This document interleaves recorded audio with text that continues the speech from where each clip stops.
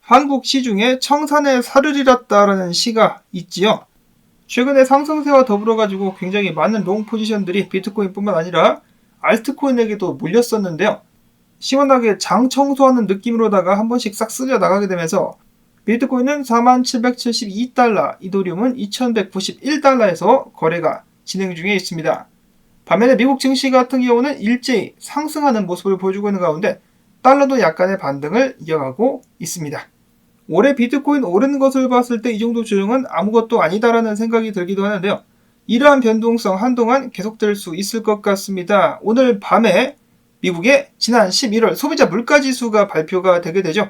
한국 시간으로 10시 반 미국의 소비자 물가지수 발표와 함께 연준 금리 결정에도 영향을 주게 될 것이기 때문에 이것과 관련해가지고 추가적인 변동성이 나오게 될 수 있기 때문에 이 점에 유의하시면서 투자를 이어가실 수 있기를 바랍니다. 원래는 소비자 물가지수 발표도 어제 영상에 첨부를 했었어야 되는데 그렇게 하지 못했고 오늘 발표가 될 예정인데요.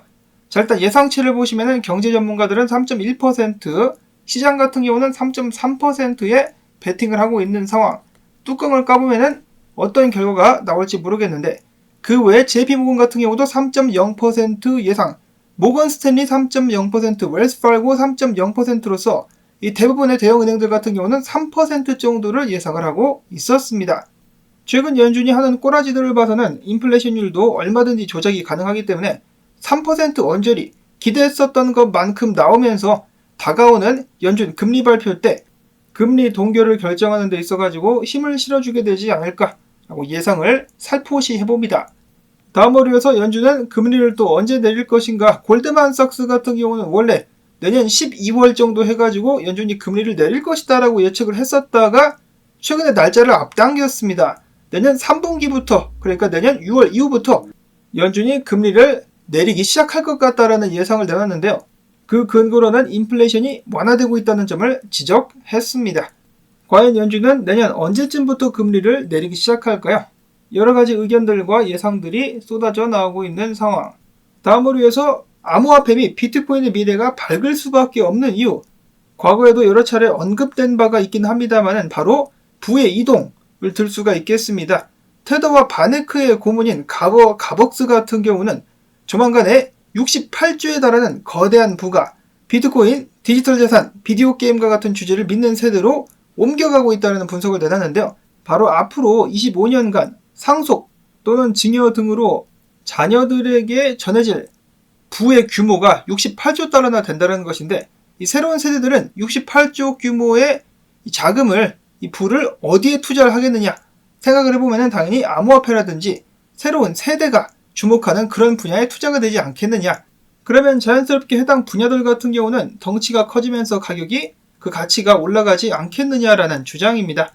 자, 충분히 일리가 있죠. 미래 산업이 계속해서 성장할 수밖에 없는 그런 이유 중에 한 가지라고 볼 수가 있겠습니다. 자, 근데 미래 세대 같은 경우는 나라의 빚이 너무 많아가지고 그것이 꽤 부담이 될 것 같긴 해요. 이런 부분들을 완화시키려면은 제가 봤을 때는 나라가 당연히 지출을 줄여야 되며 너무 나이든 이상한 정치인들을 전부 다 몰아내야 되는데 이 권력 욕심에 눈이 멀어가지고 이상한 짓 하는 사람들 아직도 미국에서 난리를 치고 있습니다. 예를 들어서 암호화폐를 증오하는 것으로 유명한 엘리자베스 워렌, 마귀 할멈 상원 의원 같은 경우는 이번에 또 암호화폐를 조지기 위해서 다음과 같은 법안을 소개했다라고 하는데요. 미국의 뱅크 시크릿이라는 법안을 확대한다라는 그런 골자의 내용이라고 합니다. 간단하게 살펴보자면 KYC 등을 강제하는 내용을 탈중앙화 플랫폼, 오픈소스 소프트웨어, 개인 지갑, 채굴자, 노드 운영자들에게까지 확대하겠다는 것을 골자로 하고 있는데요. 이러면 탈중앙화된 시스템이 운영이 불가능해질 수가 있으며 미국 내에서 암호화폐가 불법으로 치부될 가능성이 굉장히 높아진다라고 해가지고 암호화폐 업계에서는 다시 한번 반발하고 있습니다. 그렇지만 다행인 것은 엘리자베스 워렌은 굉장히 무능한 사람이기 때문에 그가 추진했었던 법안 중에 제대로 통과된 것은 하나도 없다라고 하네요. 최근 몇 년간 말이죠. 아니 왜 이런 사람이 나라를 이끌게 놔두고 있는 것인가? 사람들이 좀 정신을 차릴 수 있으면 좋겠습니다. 자, 그 다음에 테더 공동창업자가 이야기합니다. 비트코인은 강세장에 접어 들어불었다. 즉 불장이 시작됐다라고 이야기를 하고 있는 것인데요. 과거 사이클을 보면은 우리가 언제 진짜 강세장에 진입할 수 있는지 진입한 것인지를 판별할 수가 있는데 이번에는 크리스마스가 좀 일찍 와버리면서 강세장에 들어선 것 같다.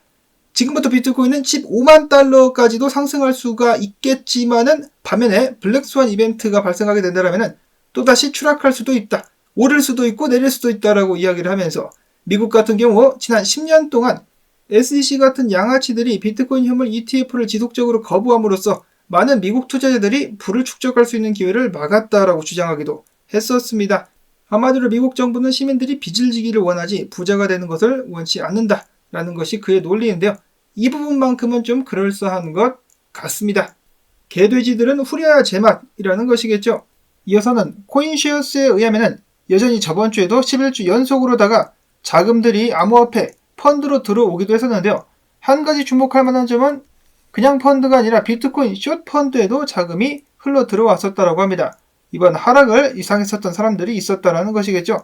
자, 지난주에 비트코인 펀드 1980만 달러, 이더리움 펀드 970만 달러, 솔라나에 310만 달러 자금이 유입되기도 했었으며 비트코인 하락에도 무려 860만 달러가 베팅이 되기도 했었습니다. 그러면서 지금 비트코인 조정을 받고 있는데 윌리 우 같은 경우는 이런 조정 같은 경우는 굉장히 건강한 조정 중이다. 추가적인 가격 상승의 원동력이 될 수 있을 것이며 비트코인의 변동성은 버그가 아니라 특성이다 라고 이야기를 하기도 했었습니다. 다음으로 플랜 B 같은 경우는 좀 너무 기가 사른 것이 아닌가라는 생각이 드는데요. 비트코인의 단기 하락은 블랙락에게 있어서 저점 매수 기회가 될 것, 그리고 비트코인이 43,000달러 아래로 내려가는 마지막 기회일 수도 있다라는 말을 남기기도 했었는데요. 이런 말을 하면은 좀 재수가 없는데 43,000달러 미만까지 얼마든지 추가적으로 내려갈 수가 있습니다. 몇몇 인플루언서들의 이러한 말을 무조건 믿거나 들어서는 절대로 안 되겠습니다. 이어서 코인 텔레그래프 같은 경우는 이번 하락의 원인을 시장 과열에 따른 과매수 양상과 채굴자들의 보유 물량 매도 때문이다 라고 이야기를 했는데요. 불장 때, 상승장 때의 과매수는 당연한 것입니다. 전혀 문제가 될 것이 없는데 아무래도 과도한 레버리지를 써가면서 롱에 베팅하는 사람들을 한 번씩 청소시키기 위해서 이런 움직임이 나오는 것은 아닐까. 그리고 뭐 조정 자체가 당연한 것이기도 하고요.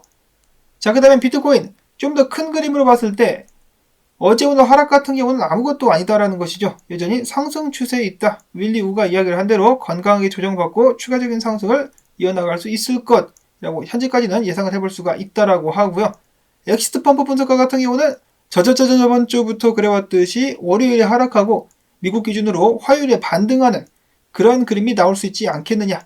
그렇게 되지 않는다라면 주말까지 비트코인 횡보가 이어질 수 있을 것이다라고 이야기를 하기도 했었습니다. 비트코인이 횡보를 하게 되면은 알트코인들 하나둘씩 또 펌핑을 하게 되지 않을까. 그런 예상도 살짝쿵 해보고요. 비잔틴 제너럴 분석가 같은 경우는 비트코인 지금 4만 달러대까지 조정이 나오고 있는데 자, 이러면은 OKX와 바이낸스에서 고래들 44,000달러대 비트코인을 몽땅 매수했었던 고래들이 어떠한 행동을 보일 것이냐. 즉 가격을 던져가지고 같이 끌어내릴지 아니면은 들어 올릴지 그런 점들도 주목해볼 만하다라고 이야기를 하기도 했었습니다. 자, 고래들의 선택은 매크로시알지 분석가 같은 경우는 이런 식으로다가 꼬리를 메꿨기 때문에 지금 추가적으로 내려와서 꼬리를 메꿨기 때문에 지금부터 V자 반등 또 나올 수도 있지 않겠느냐라는 분석을 내놓기도 했었는데요. 한 가지 불안 요소가 있다라면은 이 정도 하락이 나왔는데 청산이 많이 됐음에도 불구하고 여전히 롱에 몰려 있습니다. 롱 치는 사람들의 비율이 아직까지도 굉장히 높은 상황이어가지고 추가적으로 한 번 더 떨굴 수도 있겠다는 생각 들기도 합니다. 자, 그 다음으로다가 크립토 랏 분석가 같은 경우는 비슷하게 꼬리 메꾸고 반등해가지고 42,800달러 선까지 올랐다가 추가적인 하락이 나오게 될 수 있을 것이라고 예측을 했었고 마지막으로는 꾀꾀 오리 선생 비트코인에 나는 다시 진입할 때 이렇게 진입하겠다라고 이야기를 했는데 그가 공개한 진입가가 많은 사람들을 긴장케 만들고 있습니다. 25,000달러대 들어가겠다라고 했습니다. 25,000달러대 들어가가지고 목표가는 6만 달러, 배율은 1배로 해가지고 스탑로스 같은 경우는 새로운 저점 15,000달러 구간이 되겠죠. 처음엔 농담하는 줄 알았는데 농담은 아닌 것 같습니다. 이런 식으로 매수 계획을 잡고 있다라고 하네요. 비트코인 만약에 지금부터 25,000달러대까지 떨어지게 된다면 많은 사람들 다시 한번 비명을 지르지 않을까, 알트들도 녹지 않을까라는 생각을 해보는데 자, 과연 도널트의 이런 계획은 실행될 수 있을 것인가? 자, 그 다음으로는 이더리움입니다. 엘리지 분석가 이더리움은 이런 식으로다가 비트코인과 마찬가지로 꼬리 메꾼 다음에 반등하면서 가격을 올릴 수 있지 않겠느냐. 분석가 메인 같은 경우는 이더리움의 유동성표를 봤을 때 2250달러 위에서 쇼치고 있는 애들이 많기 때문에 올라가서 한번 메꿔주지 않을까, 이런 예측을 내놓기도 했었습니다. 그 다음에 엑시트 펌프 같은 경우는 비트코인과 이더리움 강세를 비교해봤을 때 이더리움이 좀 더 나은 모습 보여주고 있지 않느냐라고 하면서 이더리움이 이번 조정에서 좀 더 좋은 모습 보여주고 있다는 점을 지적하기도 했었습니다. 자, 이더리움 반등할 수 있을 것인지. 자, 그 다음에 블런치 분석가 같은 경우는 간만에 체인링크 차트를 들고 와가지고 해당 채널의 바닥을 체인링크가 다시 한번 마찬가지로 꼬리를 메꾸면서 찍어주면서 반등을 하면서 추가적인 상승을 이어나갈 수 있을 것이다라는 긍정적인 분석을 내놨습니다. 자, 그 다음에는 에이다의 창시자 찰스 호스킨슨이 미국 정부기관들, 특히 SEC 같은 경우는 비트코인과 이더리움만 편애하고 있다라고 하면서 SEC가 명확한 지침을 내놓지 않아가지고 에이다를 비롯해가지고 다른 암호화폐들, 알트코인들이 부당한 대우를 받고 있다라고 토로했습니다. 에이다 같은 경우도 찰스 호스킨슨이 절대로 증권으로 분류될 수가 없다라고 호언장담을 했었는데 SEC는 당연히 에이다마저도 증권으로 분류를 해버렸죠. 그래서 좀 짜증이 많이 나지 않았었을까. 마지막으로는 국내 암호화폐 투자자분들께 긍정적인 소식 나왔습니다. 일단 NFT가 암호화폐 자산에서 빠진다라고 하고요. 그 다음으로는 중요한 것, 은행이 앞으로 코인 투자자들에게 이자를 지급하게 될 것이라는 것인데요. 암호화폐 거래소들과 제휴를 맺은 은행은 이용자가 암호화폐 거래용으로 예치해둔 예금에 대해서 이자를 지급해야 된다 라고 금융위원회가 밝혔습니다. 그뿐만 아니라 거래소들로 하여금 콜드 월렛에 자산 80% 이상을 보관하게끔 규정으로 명시했습니다. 이렇게 해가지고 해킹 같은 사태가 터졌을 때도 자산을 안전하게 보관할 수 있게 하기 위함이겠죠. 야, 이런 부분을 봤을 때 국내 암호화폐 규제가 미국보다 훨씬 낫다라는 생각이 듭니다. 국뽕이 차오른다.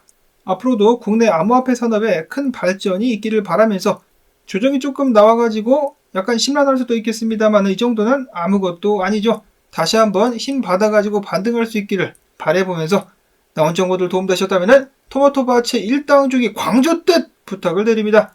오늘도 한 분 한 분의 도움이 큰 힘이 된다라는 말씀을 드리면서 저는 다음에 새로운 소식 가지고 인사를 드리도록 하겠습니다. 안녕히 계십시오.